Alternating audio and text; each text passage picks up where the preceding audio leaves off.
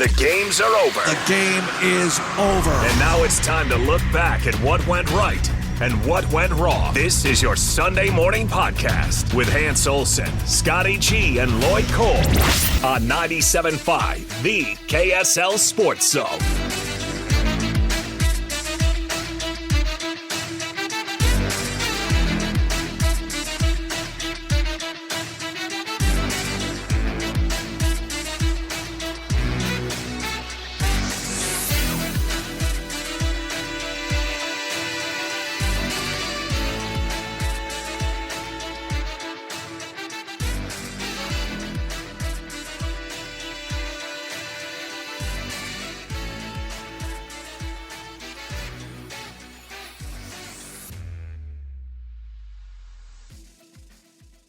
Hans and Scotty, Lloyd Cole, it's your Sunday morning podcast right here on 97.5, the KSL Sports Zone. Let's get it, folks. We got so much to talk about. Utah, BYU, both convincing victories.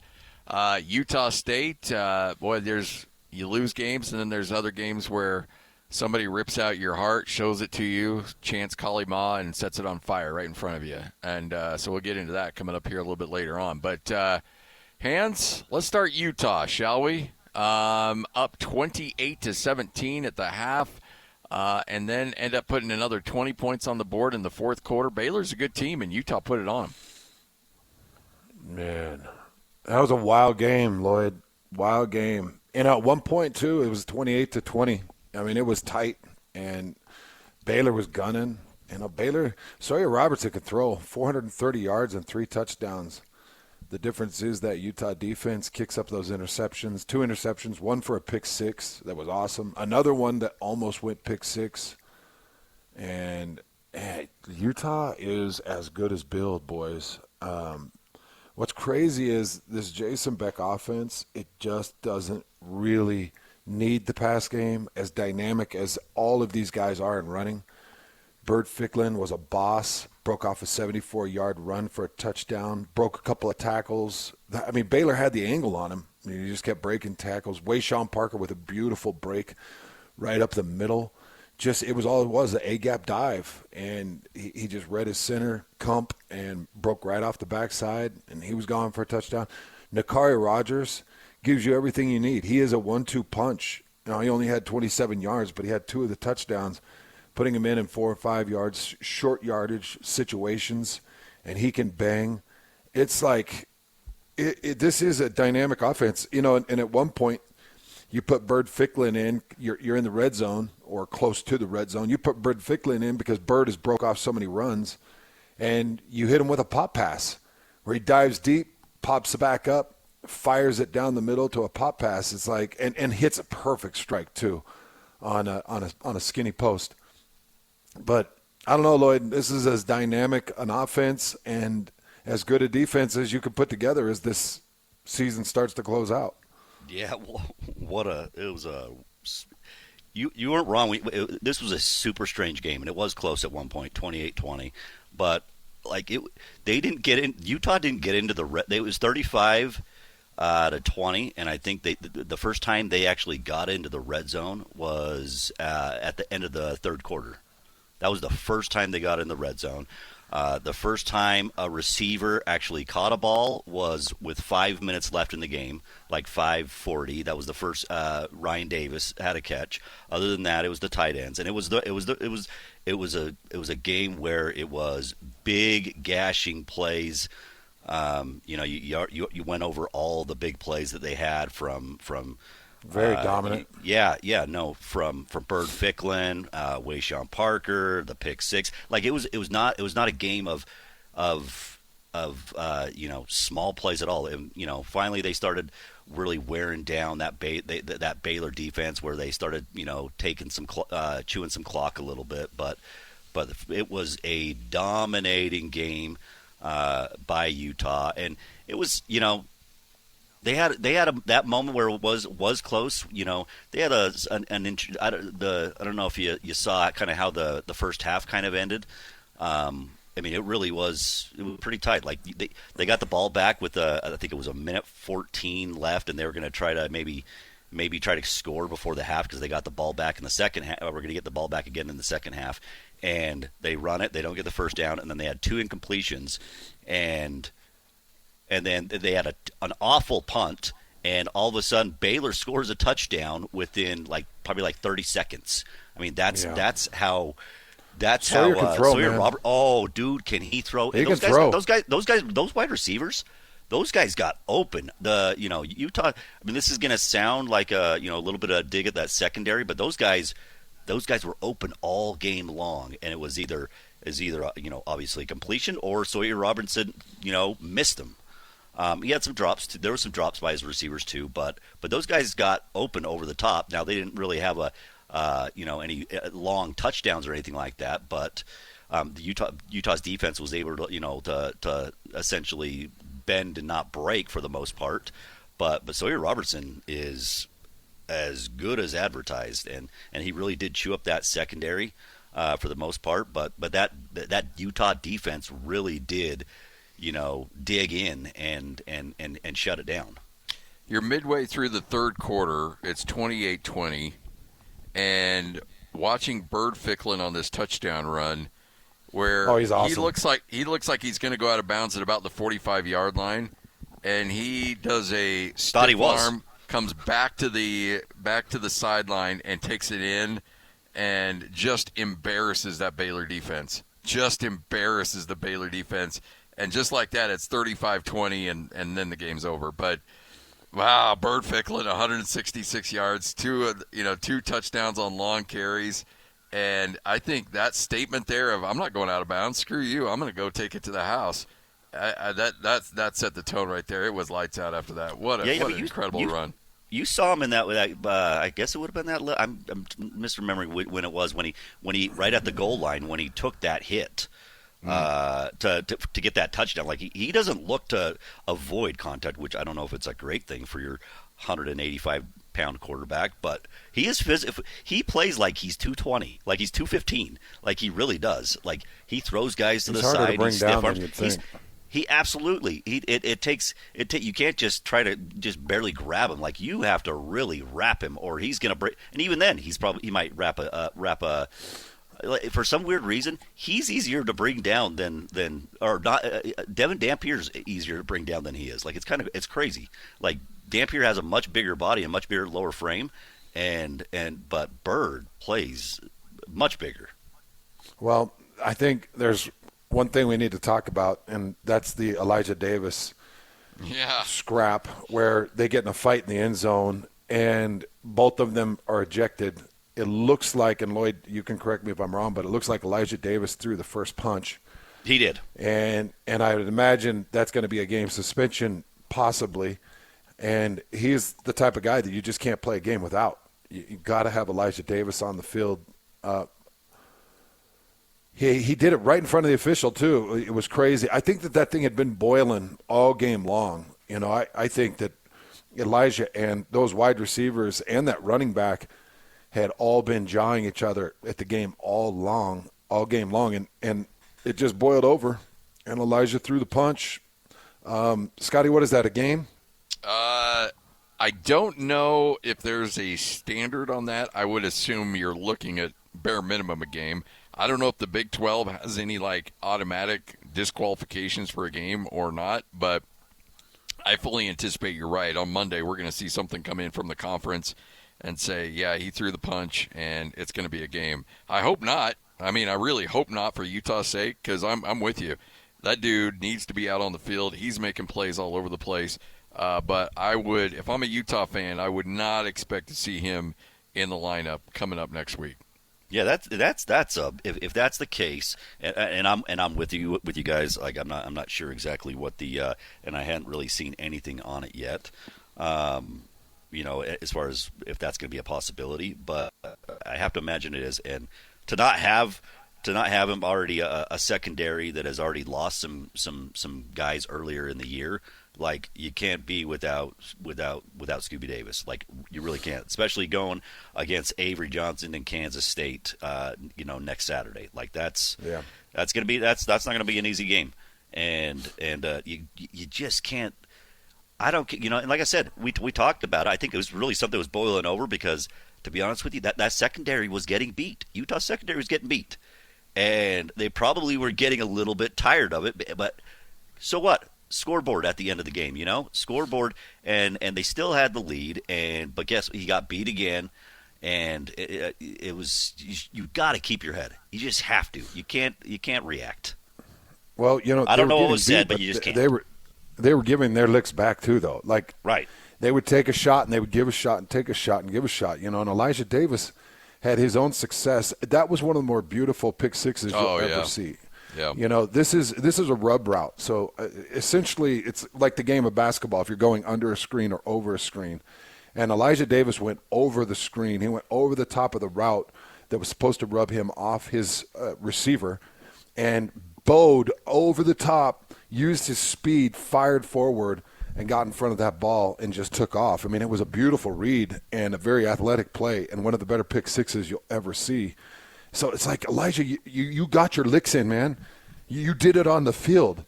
Like, you don't have to throw that punch. You already sent the message to the entire team by putting up that pick six. You were sending the message to the entire team, because at that point, I think or Utah had extended like 48 to 21 at the time, or I can't remember exactly what it was, but Utah had it in the bag when Elijah Davis threw the punch. So it's like really frustrating. It's really frustrating because you do not want to see that guy out of game.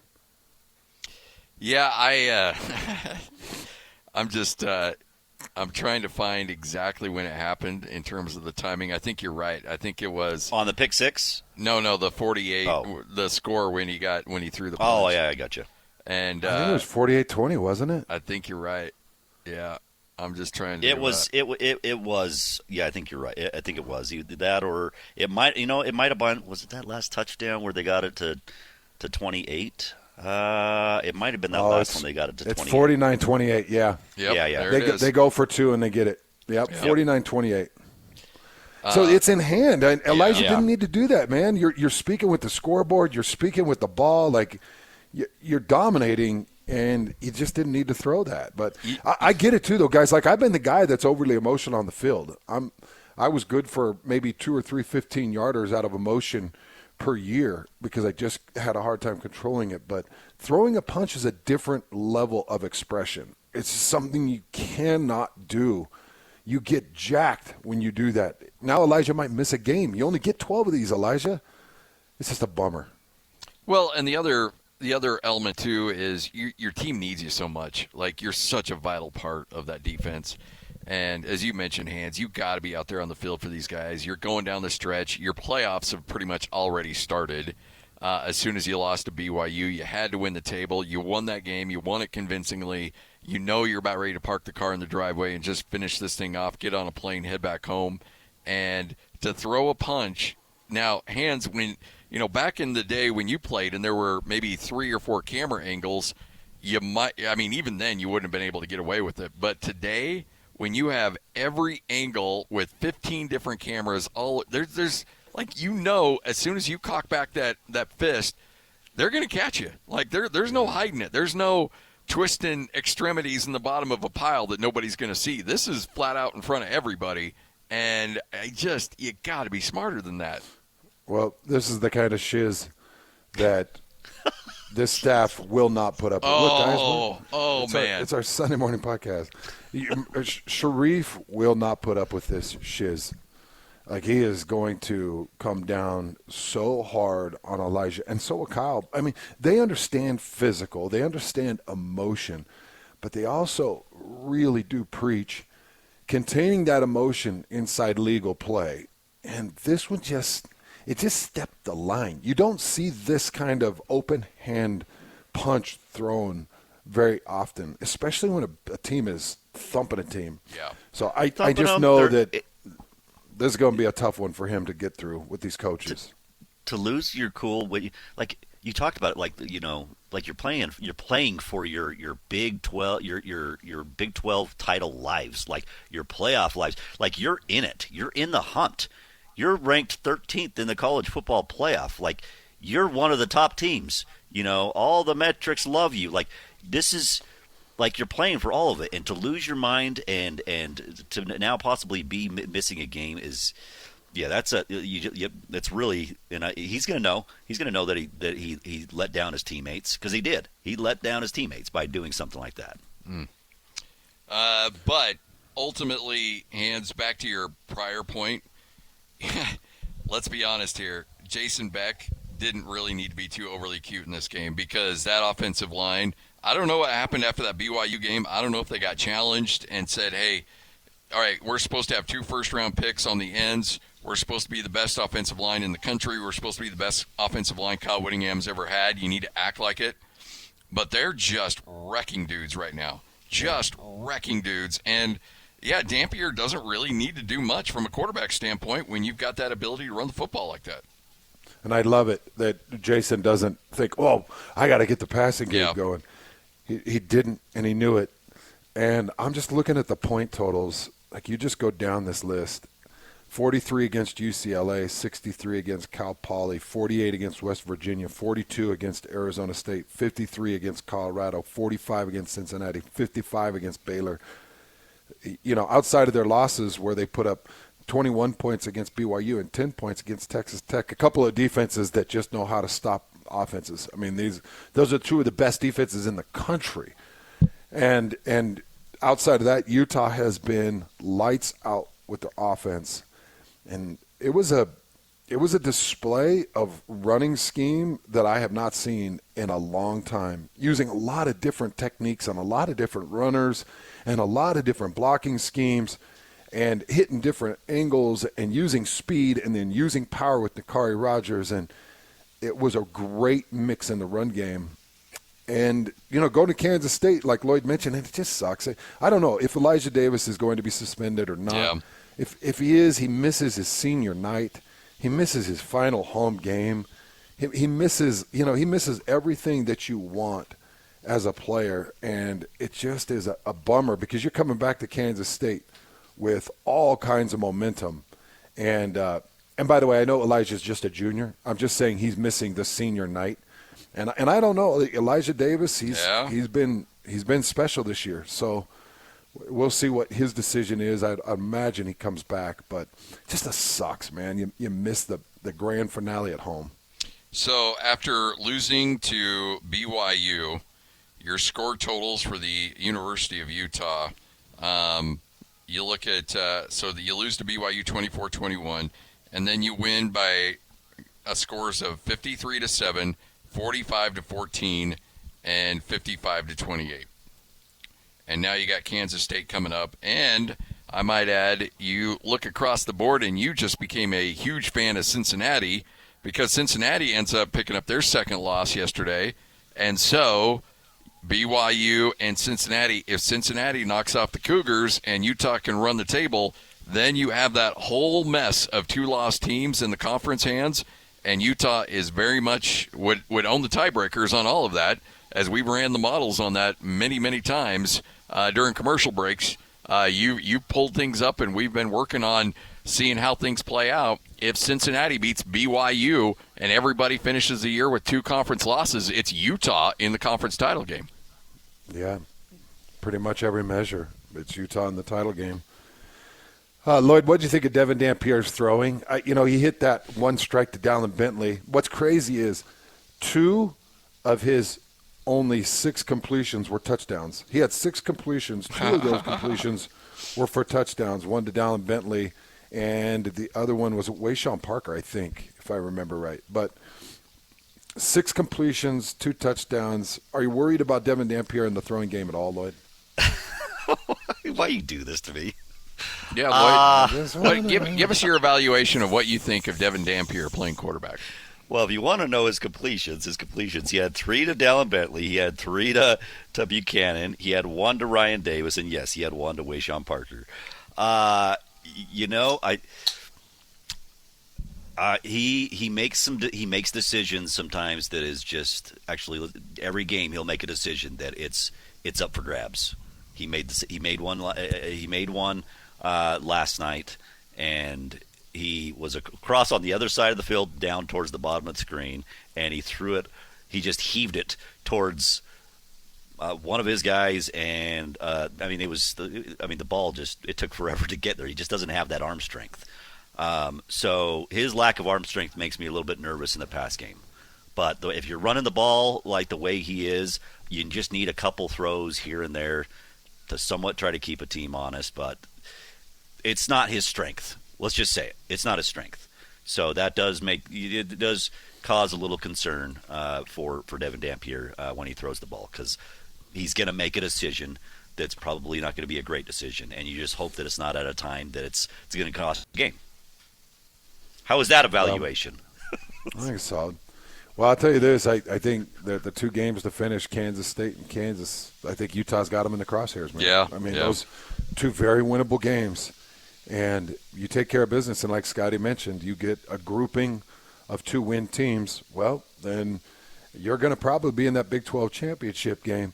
If you don't, and you thump Kansas State and Kansas the way you should and can, finish with maybe more 25-plus point wins, Scotty, they are a shoo-in. Oh, yeah. They're a shoo-in, man. The committee loves them. Ranking them number 13 with those two losses, one to Texas Tech and one to BYU.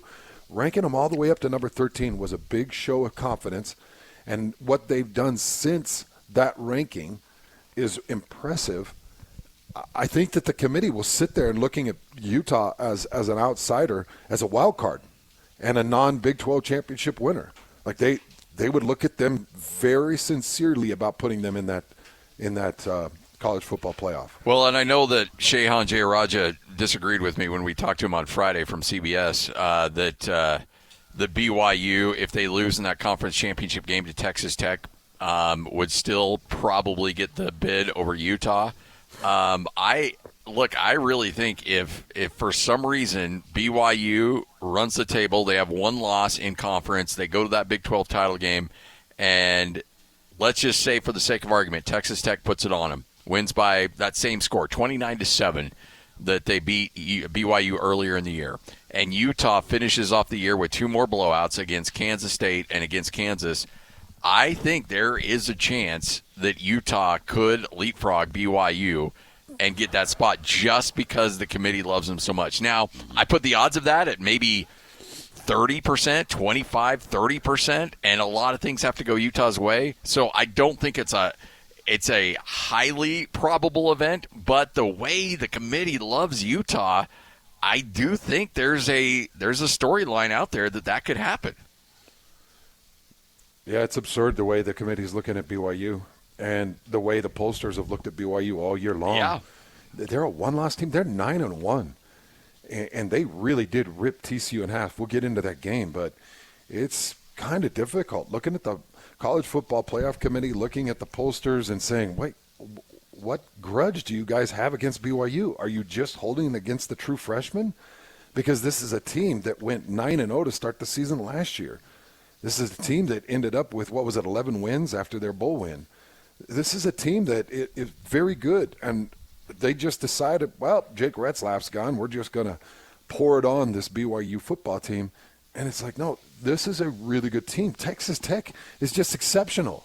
And 29 points, holding Texas Tech to 29 points in Lubbock was kind of a flex.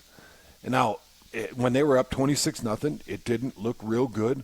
BYU put on a late point in the 2-minute drive, but I just feel like that Texas Tech loss is being held against BYU more violently than it is against Utah. I agree. And I don't understand why the pollsters still don't like BYU. Is that because it was late? I mean, that Utah-Texas Tech game was a lot earlier in the season. Is that because it's so recent on the mind of the pollsters? Well, the crazy thing is, okay, so Texas Tech was earlier, but BYU followed that up with a 24-21 win.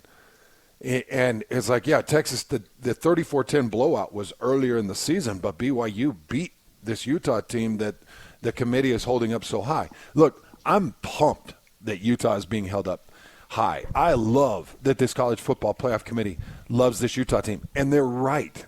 This is a violent, very deadly, very committed football team that I think is shaken up. They're rattled by the BYU loss. They're rattled by Texas Tech, and they want vengeance. And there's blood in the water. They can smell it, and they're going and getting it. And they're doing what they got to do to impress the pollsters. That's great. I love it. I just don't understand why BYU's not getting that same type of love and interest. They'll probably move from number 12 to maybe number 11. I would be surprised if the college football playoff committee, maybe do they slot them into the top 10 at 9-1? I don't know. I don't know what they end up doing. Texas was one of the only teams above them that lost. Maybe they slide into 11. Maybe they move into top 10. But this is a 9-1 team that just throttled TCU that I think deserves some favor. Well, let's talk about that game, Hans, because there was no element of doubt. And BYU, I know that Kalani Sitake doesn't like to put it on teams and it really embarrass them, but you're at a point where you have to. I mean, you sadly, you just do. And BYU's up big in that game, and they continue to push it into the second half. They end up getting the pick six and really adding to that point total. And, BYU played like a team that's playing for their playoff lives. Like, they were not allowing themselves to have any kind of a hangover whatsoever. And, they just looked fantastic in that game. Just absolutely fantastic, leaving no element of doubt whatsoever. That was, you talk to these guys in the postgame, I got to imagine there was that feeling like, hey, we can't let these guys have a sniff on feeling like they could be competitive in this game. Yeah, BYU knows it. Kalani knows it. They all know it. They're seeing the tea leaves. They know what the tiebreakers look like if they're a two-loss team. They know that they're probably out of many scenarios if they lose a second game. They see how much one loss is held against them. Imagine what a second loss would do to this BYU Cougar team. They all know it, so you're right. They just came in and pounded them. Bear Bachmeier, 300 yards and a touchdown. He went 23 of 33. 23 of 33, 300 yards and a touchdown. He added 10 carries for 60 yards and another touchdown. Like, this true freshman, at some point, they're going to stop holding it against him. I stopped holding it against him about 4 or 5 games ago. In fact, when he beat Utah, it was like, nope, true freshman tag is off. You no longer look at him and give that team any type of minus or negative because they got a true freshman quarterback. He's won too many big games, and he's done too many big things. So you can't hold that against him. L.J. Martin looked healthy again. He had 25 touches last night, guys. So remember, he had 16 touches against Texas Tech coming back from that injury. He had 25 touches last night, 21 carries, 90 yards, and a touchdown, and then he had 4 receptions for 34 yards. So L.J. Martin is back in gear. And they jumped out to a 10-point lead in the first quarter. They put on another 17 in the second quarter. They go in up 27-10. And they really extended in that fourth quarter, as Scotty mentioned, with the pick six. So they knew that they had to put up style points. And for just a minute, it looked like TCU was going to erase some of those style points. But BYU did a good job with the pick six. And then they also did a good job because Kalani put in all his second and third stringers. And they were bending, and it looked like TCU might get this thing to 20-44. 20-44 doesn't look as good as 13-44. And Nusi Taumapeu, a true freshman, came off the defensive end for a big sack and changed the way that game was being played. So it was a nice night all around and all 4 phases. Will Farron knocks through a couple of field goals, including a 52-yarder. The offense gets going. That offense just disappeared against Texas Tech. And that defense stuck around for big hit after big hit. So BYU gets the victory, and there's really, like Lloyd, there's nothing to really nitpick on this. Like, honestly, you look at what BYU's done, and you look at the resume they put together, and outside of that Texas Tech game, and I know that one hurts, but outside of that, if you're really pointing at something at BYU and saying, what about that? What about that? There's really nothing there for BYU to really look at and say, okay, that's a problem. That's a reason why we shouldn't be on board with this team. Freshman quarterback plays well. You got a great defense, opportunistic defense. You got an offense that can score. You got a quarterback that can throw. You got Carson Ryan, who had an absolutely beautiful touchdown run, outrunning that defense for the score. There's nothing to really nitpick on BYU from a national standpoint. I don't know where it's coming from. Well, you want a nitpick? Here's something to nitpick on. All right, here we go. They punted the ball one time. Well, that'll do it. You shouldn't have punted at all. That's how good BYU was. I think I'm not wrong on that, right, Hans? They only punted the ball one time, right? Yeah, they punted one time. They lined up for a punt a second time, and it's a backup punter, a guy named Fuller Shirts. His name is really Fuller Shirts, and Oh boy. and it is Fuller Shirts, FULLERSHURTZ, Fuller Shirts. So Vanderhart was not available for the game to punt, and Fuller Shirts comes in, fills in. First one uncorks a beautiful 56 or 58 yard. It was really nice. The second punt attempt, he gets the punt, hits him in the hands. He steps into his rhythm, and one of the TCU defenders was coming right through the line. It looked like he was going to throw his foot right up in the dude's helmet, and he made a business decision and let the punt just hit the ground. So it's listed as a fumble. It's listed as a lost fumble for BYU, and that was the only special teams moment that you cringed a little bit, like, But, yeah, one statistically listed punt, Lloyd, yes. One statistically listed punt, and for the most part, anytime the offense was on the field for BYU, they were scoring. They went up and down the field. They had no problem, against TCU. And look, Bear Bachmeier is so just lethal. I mean, what was it? 3rd and 13 on that touchdown run. He kind of fakes like he's going to pitch a little bit and just runs it up the middle, essentially for 6. Like, that guy is just. It was really nice. Really nice. He is something else. I mean, God, he took that shot. I know you saw that shot he took on, like, looked like a shot on the knee, and I'm like, yeah. I got to imagine everybody, the whole stadium went silent for a sec, because that looked like, this guy's going to be done. Like, there's no way. And sure enough, underrated moment there. Yeah, the dude is just, he's durable. He takes shots, it doesn't even matter, and he gets back up. He is a special dude. Well, you got that kind of size as a freshman. It just, I mean, you can absorb a lot, and to be 18, to be that size, and to be able to take that kind of punishment, geez, unreal. He's a beautiful specimen, and at some point the committee really does have to stop holding this against BYU. A couple of other notes. BYU is now, I guess, a sacking team. That's 8 sacks in the last 2 games. Yeah, how about that? They're coming from everywhere. Yeah, coming from everywhere. You dial up an Evan Johnson corner blitz that was perfectly timed, and he just drilled Josh Hoover. Drilled him. You get a really nice push up the middle. This was Keanu Tanavasa's best game as a BYU Cougar. He was so good. He ripped that TCU center in half, and during the call, I mentioned it multiple times, what he was doing to that TCU center, just destroying him up the middle. So Keanu Tanavasa has showed up to the game, and he is bringing energy with him. You had Tausili Akana with a really nice sack. He and John Taumapeo kind of met at the quarterback together, and it was a great pressure and great sack. And really, Josh Hoover had to release the ball so fast all night. Listen to his line, guys. 10 completions of 23 attempts for 183 yards, 0 touchdowns, 2 interceptions.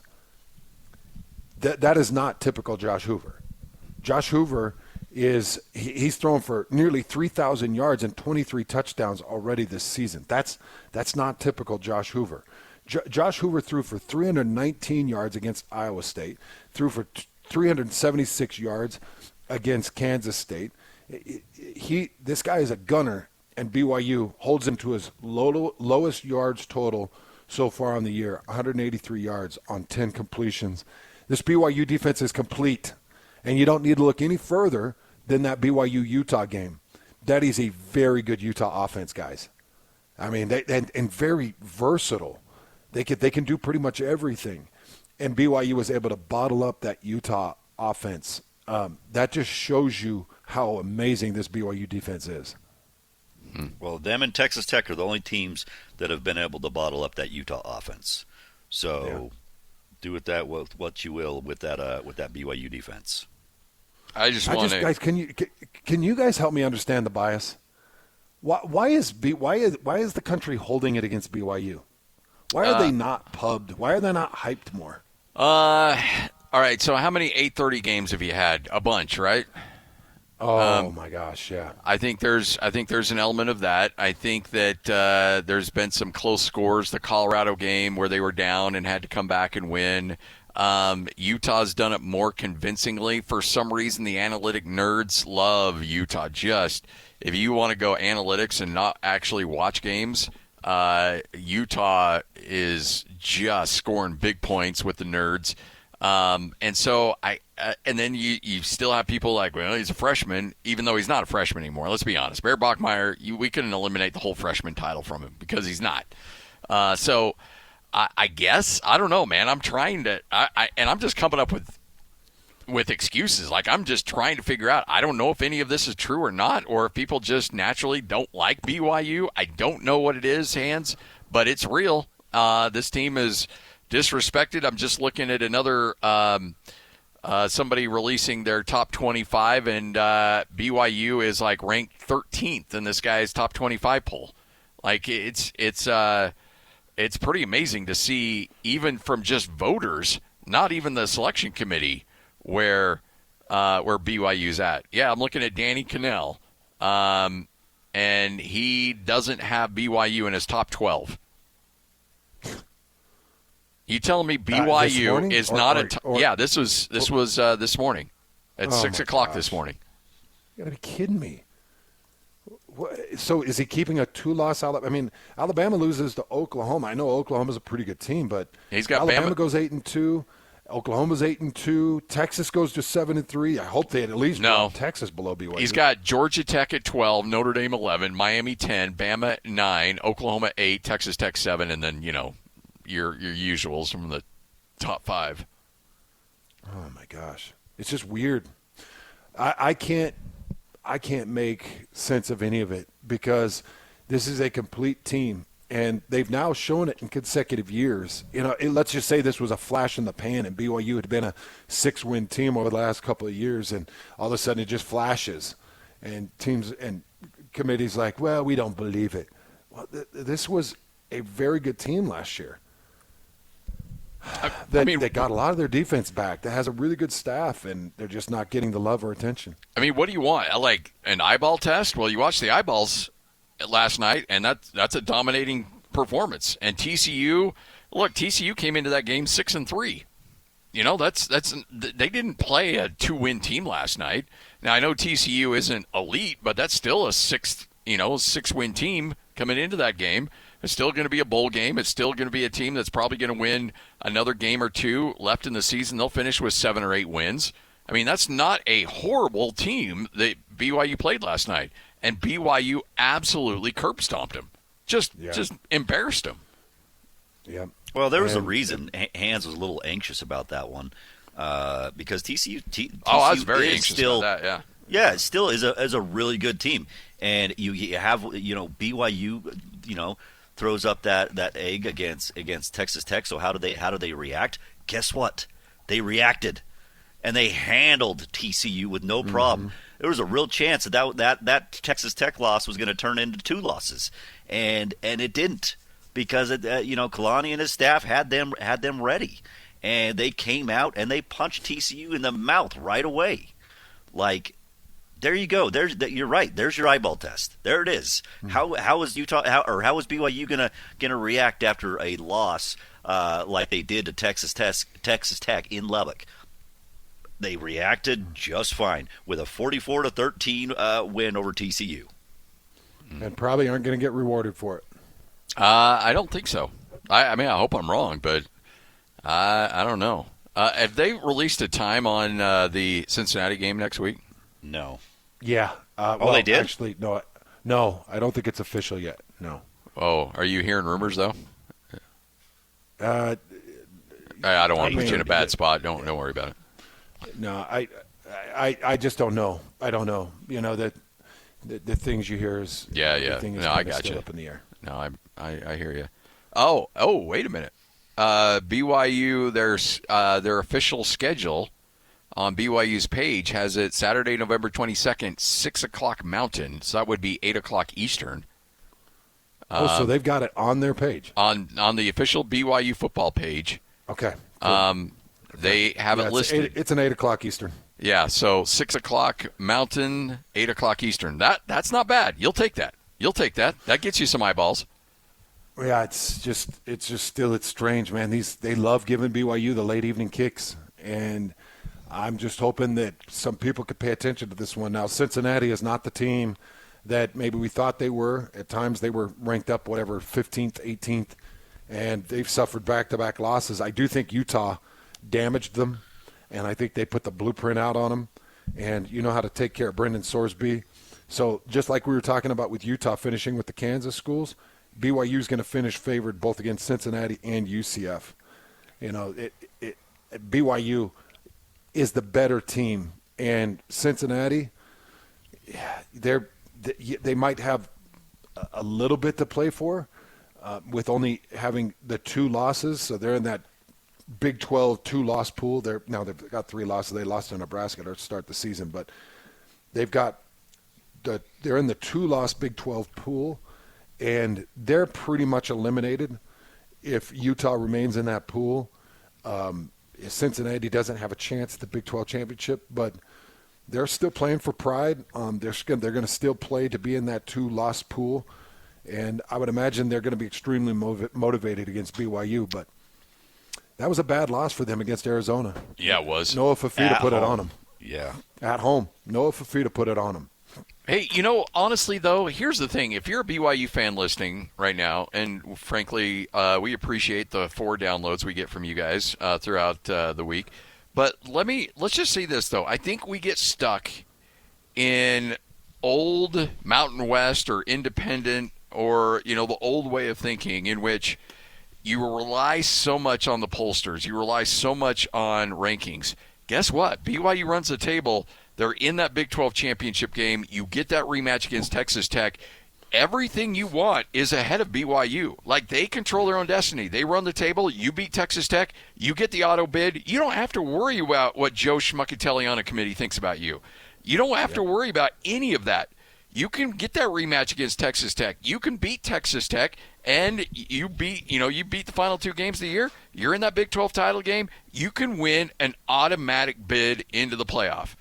You don't have to worry about anybody else. You can win an automatic bid. So don't worry about what people are thinking about you. It sucks. I know it's wrong. I know people are up in the night on this, but you will focus on you. You focus on your game, and you win. You go 3-0 to end the season in your next 3 games, including a Big 12 title game. You're in a college football playoff. That's it.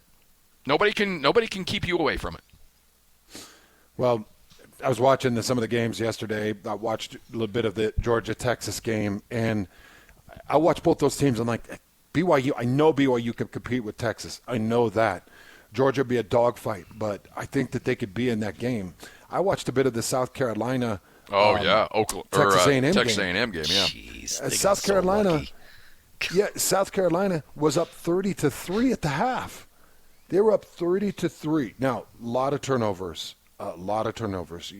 Marcel Reed had a couple of interceptions there in the first half, and there were a lot of turnovers. There were a couple of fumbles. I know whether it was 1 or 2. Texas A&M gave up the ball 4 or 5, maybe 6 times, but South Carolina was forcing it, and they were in that game. And that's a 3-6 or 3-7 South Carolina team that was 1-6 in the SEC. Yeah, 1-6, and they were in the mix in that game with Texas A&M. I'm watching that game. I'm like, I don't see any speed that's overly special. Like, I see a Texas A&M team that both BYU and Utah, and Texas Tech, I think, would thump Texas A&M. But BYU and Utah would definitely compete with them.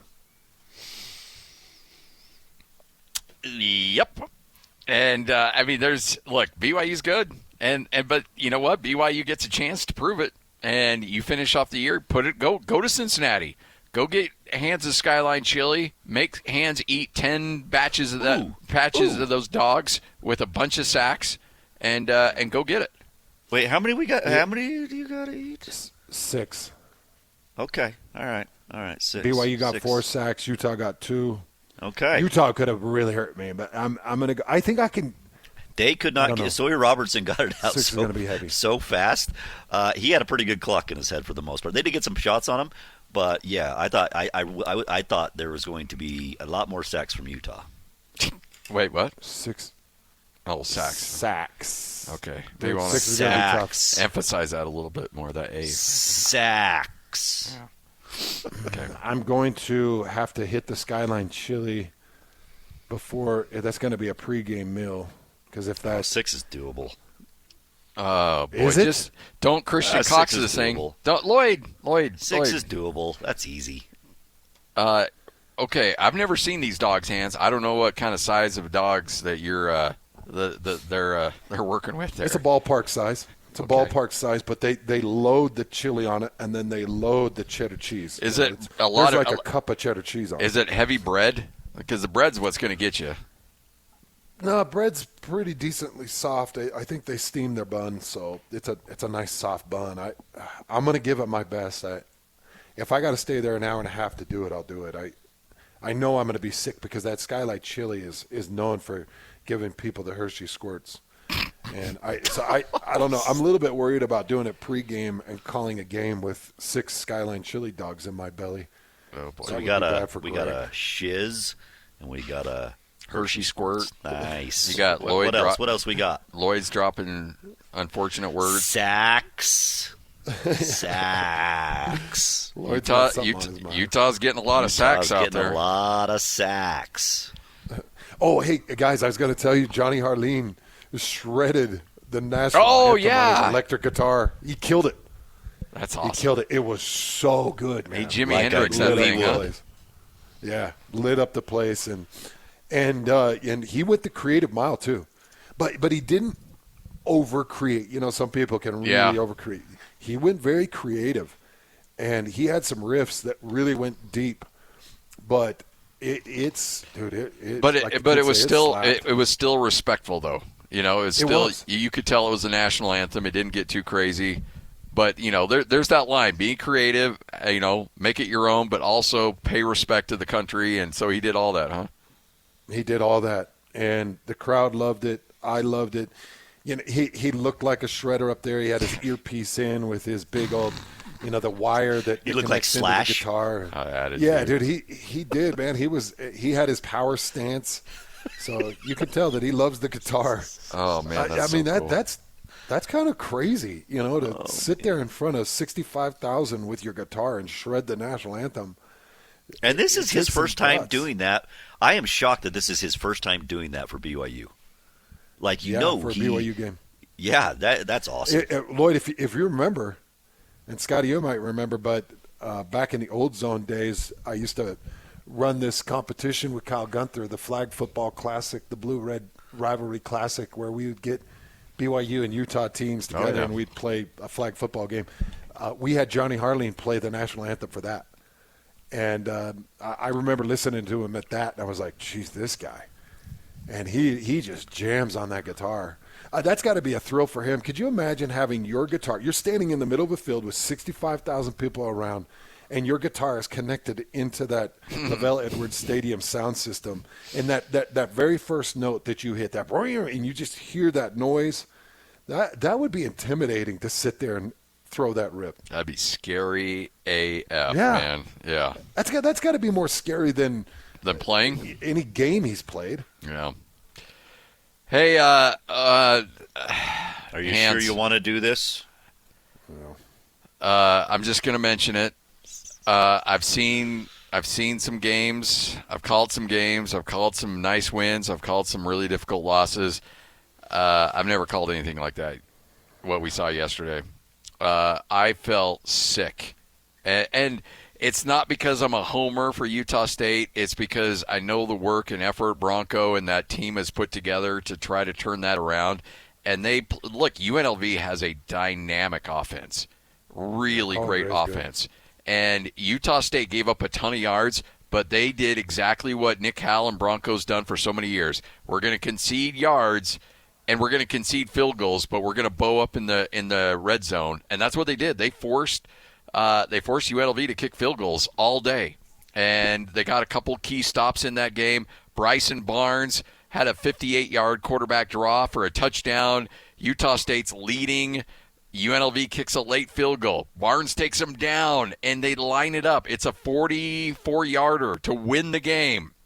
Now the problem is the kid going up to that point had already missed a field goal and missed an extra point. And he misses the field goal to win the game in regulation. All right.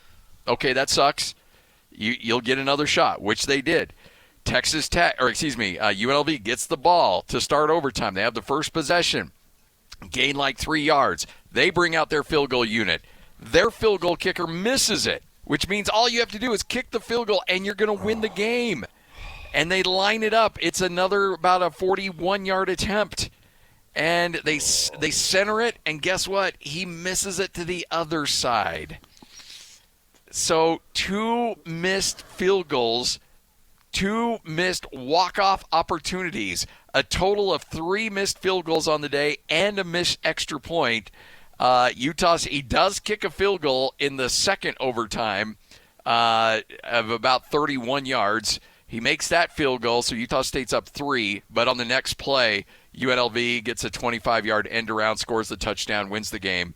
And UNLV gets the 29-26 victory over Utah State. And I've been around some heartbroken teams after a game. I can say this. I've never, ever been around a more heartbroken team than what I saw yesterday at UNLV. That team fought their butts off. And to have a loss like that in the way you lose, you almost wish you'd rather lose 42-0 than the way Utah State lost yesterday. It was just, I felt for those guys. I felt for Bronco. I felt for those players. And Hans, I don't know what it's like as a player walking into a locker room and you're looking at a kicker who had 2 chances to win it in walk-off fashion and couldn't get it done. I know you're going to say all the right things and say, yeah, we love him, we support him, and I hope they do. But I also know there's probably some side eyes looking at that guy in that locker room too. Well, I feel sick for Rinker, and that's a really tough position to be put in as a kicker. But the thing that makes it really tough, guys, is you practice so hard, and camps are so hard, and guys are running up and down bleachers. And then you look down on the field, and there's a kicker using his little platform, and he's kicking a few field goals, and you're like, is this guy really a part of the team? So in your mind, you're like, okay, this guy isn't working like we're working. But all I ask of you is put in all the prep and just make sure that when we need your little assistance, that you can just go get those 3 points for us and you could take care of your business. Outside of that, I'll leave you alone. But if you can't take care of those little moments, then it's really hard to stomach. And I've had a lot of kickers I don't like. And it's tough. The other kick to the junk on this one, too, was that he was perfect coming into that game. 10 for 10. Had not missed a field goal on the season. And had shown range. His long was 49 yards going into that game. He was perfect. Had never missed a field goal. He had missed 1 extra point, but that's because it was blocked on a bad blocking assignment. So that really wasn't on him either. And so the guy did he really miss an extra point in that game? He did. Oh. He missed his first field goal, and then Utah State scores a touchdown, and on the next kick he misses the extra point. Oh my gosh, what happened to him? I don't know, but as soon as I'm a big fan of body language and watching how guys look out there. And when he missed that extra point, we have a monitor up in our in the booth we were at, and they did a focus in on him, and you saw his body language after that missed extra point. And both Kevin White and I look at each other, and go, "Uh-oh!" Like there's guys that get down on themselves and have bad body language. His body language was atrocious. And it's just like, oh no, somebody's got to love up that kid. Somebody's got to get him right because he's in a bad place right now. And it stayed there. He made another field goal, but it was like a 23-25 yarder. It was a short one in regulation, and then after that, it really got ugly. That's just I mean, you have that sucks. Let's just say it. Like, It really sucks. You have Bryson Barnes goes out there and just he played so well. Lays it out all out on the field. 256 yards passing, 113 yards on the ground from Bryson. Like, dude has been gaming all season long, and to have it come down to that, where it's. You have this a really good UNLV team, and you have them right where you want them, and you did. Everybody's doing their job, and to have it come down to that is just, oh my gosh, I can't even imagine what those guys are going through. Yeah, that was. And they're 5-5. It's not like the season's over at this point, but you got to go to Fresno next week, and then you end the season against Boise State. And your hardest game out of all of them. Well, one of your hardest games. That UNLV is like one of your hardest. It's on the road. It's at UNLV, a dang good UNLV team, and you can get bowl eligibility. That's all you need is just to get that extra point, to get those field goals. And, So what were the fans like in Vegas? Not great. I mean, they fill that lower bowl. I don't know what I'm sure they announced like 42,000 or some ridiculous number, but there were probably 20,000 there. 22,000. That lower bowl was pretty close to being filled, but that was it. Some scattering in the upper bowls, and then that top bowl is completely. I don't even think they sell any tickets into there. So I mean but the problem is it's cavernous. Like you could put 25,000 in there, and that stadium's only a third of the way full, and so it doesn't really feel like a intimidating atmosphere. That certainly played no part in missing field goals. Like, no, I can't imagine that had anything to do with it. Well, the good news is Boise State is really coming apart. Fresno State beat them up pretty good a couple weeks ago. Yeah. They lose to San Diego State. They got Colorado State before they play Utah State. We'll see how they play against a head coachless team in Colorado State that's currently 2-8. But I do think Utah State's got a chance to find a win between these next two games and get themselves bowl eligible. And if they do that, man, this is a win of a season for Bronco. Yeah, I mean and that's the thing. Like they've done so many good things this year. They're not playing with a full deck in terms of talent. There's a lot of talent issues with this team. Offensive line gave up another 6 sacks in that game yesterday. I mean, Bryson Barnes. If he had a really quality offensive line, he'd be in the running for Mountain West Conference Player of the Year. I mean, that's how well he's playing right now. You mentioned it a long time ago, Hans. You thought he was a perfect fit for the Mountain West, and he is. He is as good as any quarterback, if not better than any quarterback in the Mountain West Conference. But the problem is there's a lot of other issues that he's dealing with. He's running around like a chicken with his head cut off, running for his life, and he's still making play after play after play. Bronco said it afterwards. Like Bronco went on just a tangent on Bryson Barnes last night in the post game where it was almost Riley Nelson-esque, where he said, leadership oozes from every pore in terms of Riley. He's like, there's nothing left Bryson Barnes can give to this team. There is zero left that Barnes could give to this team that he's not already given to this team. I mean, it's phenomenal watching this team play after play after play. Bryson Barnes has been almost heroic in what he's had to deal with and what he's been able to accomplish. And, I would say the same for John Miller and Bronson Olivaut. Oh, yeah. Olivaut shouldn't have gone yesterday. We were thinking he wasn't going to play, and he plays and has a heck of a game. Big interception in that game as well. Let's hope they find a way. Yep. I want to get them to a bowl game. Well, gentlemen, hope you have a good Sunday. Hans, did you make a Swatchos run last night? Nope. Okay. Dude, I'm telling you, man. Little gassed after the late night. I think we concluded the post game at, was it 2:10 a.m., somewhere 2:20 a.m. Finally got home close to 3. It was a long night. You got hit in a traffic jam? What happened to you? Yeah, there was a big, nasty accident north of Vegas. So I knew I was going to be back around, 4 a.m. driving back from Vegas after the game. But then I got stuck in really nasty semi. It was raining. Really, it was ugly weather in Vegas.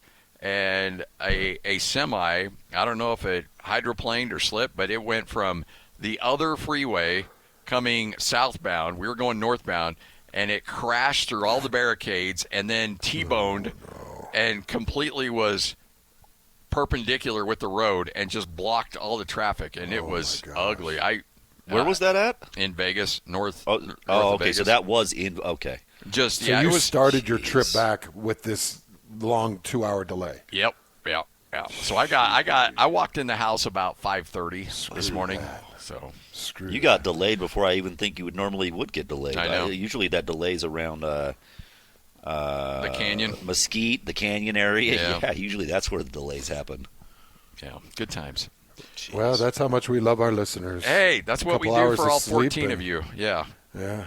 But no, seriously, thanks to the 14-15 that do listen. And a big shout out to our sponsors, Bucked Up. Go to buckedup.com, use promo code THEZONE, 20% off. And a big shout out to the Back Nine. Good dudes. This is a new Orem golf simulator. I went out there, took a man on a date night, guys. And, former BYU player, bunch of buddies that got together. It's a great concept, but a fun date night there in Orem. Yeah, just incredible. They just need to get one in Bountiful, and we'd be in great shape. Let's get it. It's a blast. Amanda sat in that massage chair for 20 minutes. I played a par 3 course and had a blast. You can connect your phone to the Bluetooth so you can play your favorite music. They've got the games playing on a big screen that's connected to your individual bay, and the graphics are awesome. These are good dudes. Were your accuracy, like your distance on your irons, was it pretty much in touch with Extremely. Okay. Extremely. Because you have your distances pretty dialed in. Extremely accurate, and it's fun because, Scotty, click of a button, you can put yourself at sea level, you could put yourself at Utah elevation, and you can see how that affects your clubs. I did that a couple of times. I switched it back and forth just to see, because every time I go to California to golf or Florida golf, my ball goes nowhere, and I'm like, what in the heck? It's just a completely different game when you hit the elevations, but it's a blast. We sure do love our sponsors, man. Yep. The people that believe in the Hans and Scotty show and have been with us for years. Bar W Beef.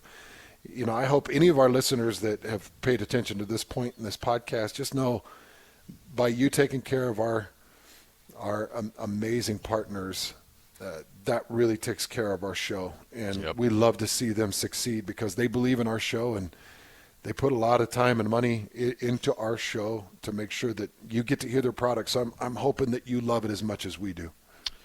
Hans and Scotty, Lloyd Cole, thanks for making us part of your Sunday morning. We'll be back with you tomorrow on Monday. You'll hear from Bronco Mendenhall, Kalani Sitake, Kyle Whittingham, as only 2 games left in the college football 2025 season.